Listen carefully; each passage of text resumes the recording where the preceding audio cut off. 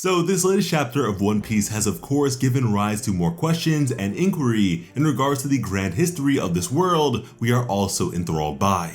But beyond the heavy thinking in regards to potential implications and such, we did receive a pretty cool fight that included one of the coolest characters in the series, so that is always nice. With the previous chapter, we had the confrontation between Jinbei and Who's Who, wherein Jinbei, like many of the other forces allied with the Straw Hats, was greatly outnumbered by the enemy forces. However, by way of Tama's decree, all of the forces who had consumed the dango produced by her devil fruit ability would turn against their fellow beast pirates and instead work towards the defeat of Kaido. This drastically shifted the tide and gave rise to great confusion amongst the enemy forces. Elsewhere, Sanji would continue his fight against Queen, who would admit to once being a part of MADS, the nefarious research team of Germa 66. And from there, he would unveil his pretty obvious cybernetic augmentation. Meanwhile, Chopper was overseeing the immediate treatment of Zoro, as he himself was suffering from the side effects of his new Rumble Ball. Because of it, Chopper was made to be absurdly small, yet also mentally elderly. But as it turns out, the Minks possess a hyper-regenerative miracle drug. However, the drawback would be that the user will suffer twice as much once it wears off. A drawback Zoro of all people did not mind at all, so long as it let him back into the action. But now, without the superior numbers on his side, Who's Who would begin to get serious against Jinbei. And in this heated battle, it was apparent that Who's Who was making use of unorthodox variations of the Six Powers, a series of martial arts techniques possessed by agents of the world government, which prompted Jinbei to recall a story about a member of CP9 having been imprisoned and escaping, which Who's Who would confirm was in fact him. In his past, he was applauded to possess potential on par with that of Rob Lucci. However, due to a particular incident 12 years ago, his life was derailed. As it turns out, the reason Who's Who feels so strongly about the Straw Hats was because of this bitter past of his. 12 years ago, the fruit that Luffy ate, the Gomu Gomu no Mi, was stolen from a government ship. With this latest chapter, we would again be reminded of how many of Kaido's forces had indeed switched sides in this conflict. However, we would additionally be provided specific numbers to accompany this inclusion. Firstly, in the notion of 300 headliners. But because the timing of this sudden shift was right after Tama's address, she would immediately become the target of enemy pursuits for the sake of reversing these effects. As such, Nami, Usopp, and Tama would begin to flee as fast as they could. But as they were being chased, Daifugo would intervene on their behalf, aiding in their escape while giving Tama a little thumbs up, just as Horcella would pull up and serve as a fast means of transport. I mean, they would even speak of helping Komochio out. So yeah, as expressed by Nami and Usopp, Tama's power in this capacity is pretty impressive. One moment, these people are bloodthirsty enemies plotting on your downfall, and the next, they are ever loyal friends. And perhaps on account of seeing such servitude firsthand, Zeus would now ask Nami if he could be her servant again, to which she would refuse, much to his disappointment. However, she would elaborate by saying that instead, they can be partners, which just made Zeus's heart flutter as he enthusiastically blazed a path for them to follow. Again, the numbers had been skewed once more, as now an additional 2,000 traders would be accounted for. This rampage served to cost Kaido's forces an additional 2,000 people on top of that, as now we would again see the ever mysterious members of CP0 convene. Here, they would confirm that Kaido's forces had gone from 30,000 to 20,000. But now, truly crunching the numbers while considering defections and casualties, the current figures of this conflict were 16,000 on the side of Kaido and 9,000 on the side of the Straw Hats, with the aid of the gifters standing to substantiate further success on their side. However, one of these would make it clear that the victor of this battle was inconsequential to their intentions, as more than anything, they were tasked with confirming a particular death. And because of this, another would question if his identity had ever been confirmed. And furthermore, even if it is, any classified information he may possess is likely to be dated by now.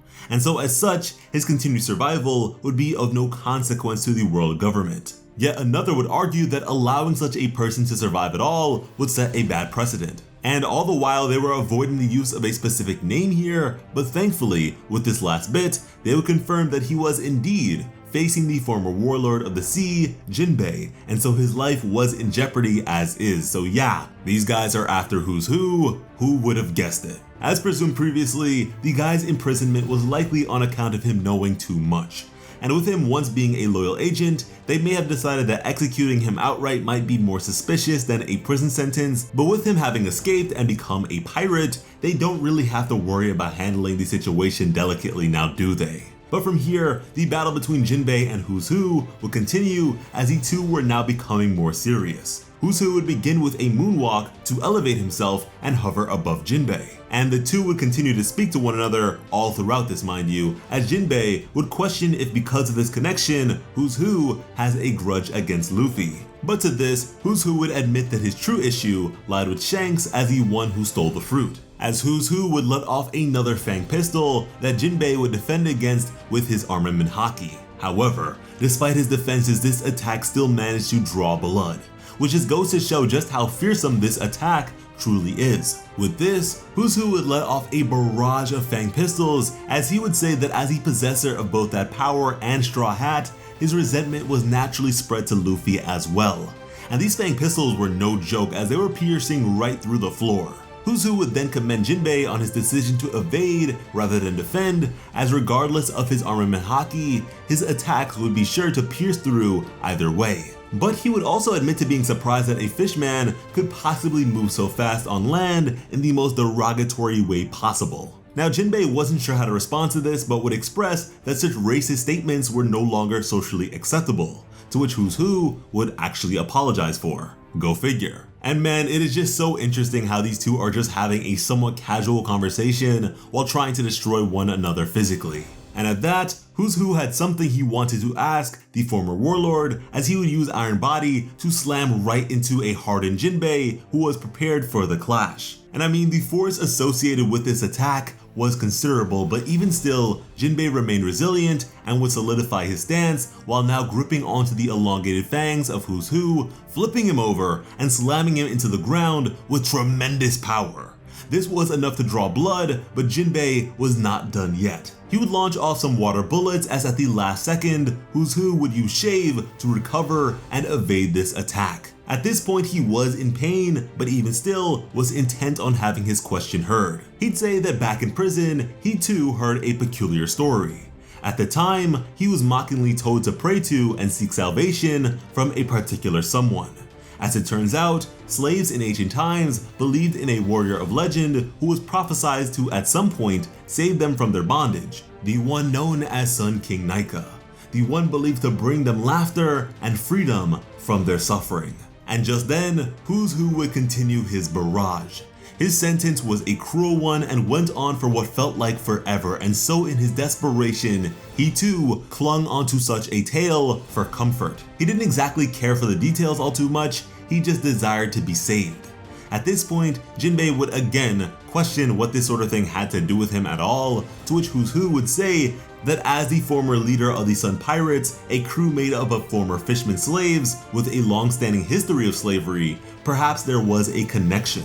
A statement that rather clearly elicited a negative reaction from Jinbei. And at this point, Who's Who would begin a finger pistol assault that he cleverly refers to as spots. And he was not letting up at all. The battle was looking to be in his favor at this point. And because these attacks were coming from all over, Jinbei had no choice but to spread his armament haki all over his body. Which, generally speaking, means that you are spreading out your defenses a bit thin there, and they're not concentrated to be able to withstand certain blows. But Who's Who would then say that the guard who had told him the story went missing a few days later without a trace. He'd wonder if that sort of story wasn't the type that should be shared, and so he would risk his life to get out of there. So now, he really wanted to know if Jinbei knew anything about it at all. But just then, the finger of Who's Who would break upon hitting the surface of Jinbei's body. His armament was too great. From here, Jinbei would grip tightly onto Who's Who and say that he has nothing to say to the man. Who's Who would now attempt to release himself by desperately attacking Jinbei, but Boss Jinbei was unfazed and eating it all up. He wouldn't even dodge at this point, he would just take all these hits like a badass. With this, he would commence his ultimate technique, as Who's Who was terrified and wondering why Jinbei was suddenly so mad. Who's Who would tumble backwards with Jinbei no longer gripping onto him, but would be kept in place as Jinbei firmly stepped onto his tail. And from here, Jinbei would deliver a reverberating fist to the beast's face like the aftermath of a rock hitting the surface of the sea, taking the former CP9 agent down. As Jinbei would now say that if he's going to make broad assumptions about a person's history, he'd better not be half-assed about it. And that was the chapter.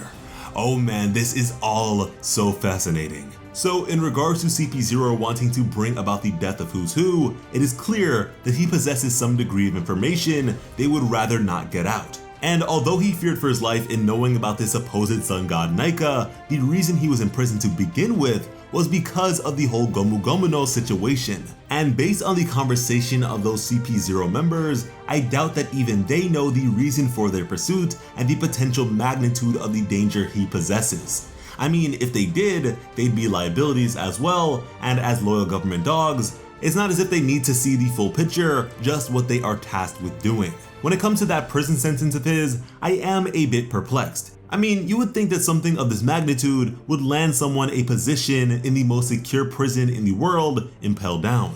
But as far as we know, Shiki and Luffy, along with his riot, were the only prisoners to ever escape the place. And so if he was in fact imprisoned and impelled down regardless, all I can think to say would be that this was such a blunder that the world government decided to cover up his escape as well and have been hunting him ever since, all the while failing to confirm his identity until now. And so it's very interesting to me that Who's Who believes that a story a jailer told him was more life-threatening than his previous failure. And let me just say, I see why the royal government took this approach with him, because boy oh boy, for a former secret agent, this guy sure does love to talk. He said that he had potential on par with Rob Lucci, but at least Rob keeps it quiet most of the time. Now, when it comes to Sun God Nika, there is a whole lot to unpack with that one for sure. Immediately, Sun God Nika to me comes across as another telling of Joy Boy. You see, history is a very interesting thing. Our understanding of Joy Boy thus far in the series has been largely based on the readings of the poneglyphs, a written account of the past. Sun God Nika to me comes across more as a verbal history passed from generation to generation, a telling that in essence is likely to retain its core meaning and conventions, but like a long-running game of telephone, degrades in specific details and other accuracies. And listen, subtle mentions of a supposed sun god may be found across the series in some pretty interesting places. And one I especially found to be interesting stems from the Shandia of Skypiea.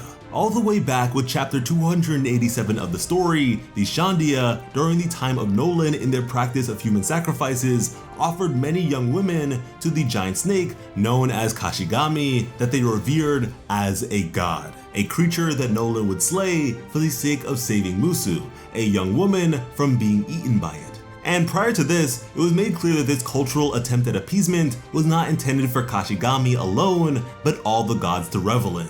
The god of rain, the god of forest, the god of earth, and you guessed it, the god of the sun. Now clearly these people worshipped many deities, but even before this, when assuring her mother that her sacrifice was a noble one, Musu spoke of the sun god in particular, that she would be able to meet him. And the wording in this case was more on the nose than god of the sun. And although such practices may immediately come across as barbaric, lest we forget, these Shandorians, as they were referred to back then, for centuries had protected the poneglyph that detailed the location of Poseidon with their lives, and so a greater purpose is all but certain. Not to mention that beyond the title of sun god, we were provided a name, Nika. Nika perhaps being a take on the Greek goddess Nike without the potential copyright complications which tend to be incredibly vigorous and aggressive in Japan. Nike being said to be a winged goddess of victory, with wings of course being a major aspect of Shandia physiology. But with all that being said, this reverence of the sun god was not just limited to Skypiea however, as with chapter 867 of the manga, after having quelled the threat of a young Big Mom, Mother Carmel, in using the power of her sun homie, would urge the giants of Elbaf that it wasn't she who had produced a miracle, but the sun god. which is just oh so fascinating considering Elbaf is yet another location that has for centuries evaded world government dominion.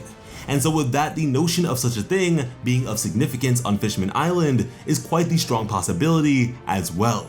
However, the presumptions of who's who seem to be off base and or vexing to Jinbei, but even still, I don't doubt a bit of credibility to his statements in some capacity. In regards to bringing laughter and smiles to the downtrodden, well, Roger and his crew, when they found the One Piece, all just laughed, and laughed until tears ran from their eyes. Now, when it comes to the whole sun part, we of course had the concept proposed by the poneglyphs known as the Dawn of the World, what the late Pedro, a mink who had been waiting for his time to aid Roger, believed the Straw Hats would bring about. And when it comes to the Straw Hats, as if we needed any more corroboration to the belief that Luffy is in fact Joy Boy, with chapter 253 of the manga, we have what is confirmed to be Oda's third favorite One Piece scene, the envisionment of which was enough to motivate him to draw the Skypiea arc. Here, we have the Straw Hats partying with a bunch of wolves around a bonfire. This may not seem like much in the grand scheme of things,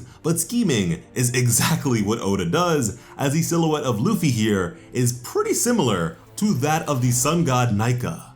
The attention to detail to be found in this series never fails to impress. This is a series I have been actively keeping up with for nearly 10 years now, and it still continues to amaze me in so many ways, with perhaps some of the best world building in all of fiction. Hopefully you guys enjoyed the video and all the connections to be made, and if you did, let us know down in the comments, and be sure to subscribe to Plot Armor with notifications on.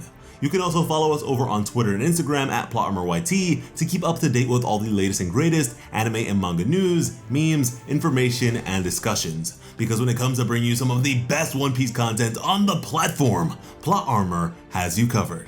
As always, I am Slice of Otaku. Thank you all so much for watching and have an awesome day. I love you.